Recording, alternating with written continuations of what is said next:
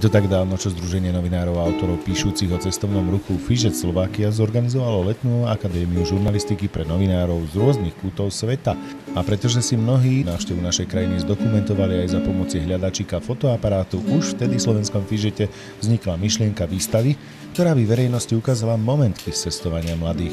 Fižec Slovakia, v podstate asociácia novinárov a autorov píšucich o cestovnom ruchu, sa rozhodol určitým spôsobom podporiť mladých novinárov, mladých žurnalistov, mladých fotografov. Vždy spojenie cestovného ruchu a umenia môže priniesť samozrejme pozitívne aktivity, ktoré sa ďalej môžu rozvíjať. Slovo dalo slovo a výstava Travel and Emotions v Piešťanoch bola na svete. Som rád, že odborníci si vybrali práve mesto Piešťany pre premiéru tejto výstavy, ktorá následne bude pokračovať v Bratislave a vo Viedni. Výstavu v Piešťanskom kultúrnom centre Fontána tvoria fotografie mladých žurnalistov a fotografov z Belgicka, Bulharska, Chorvátska, Libanonu, Poľska, Rumunska, Slovenska.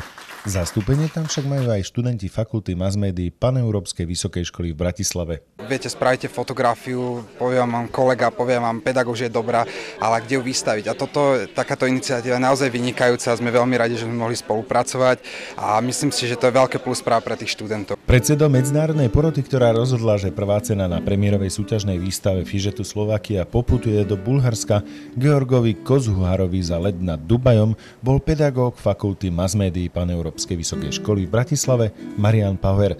Putovnú výstavu však zastrešil aj kurátorsky. Teraz tá doba je dosť taká nahnutá, pretože vďaka migrantom sa všeličo zmenilo.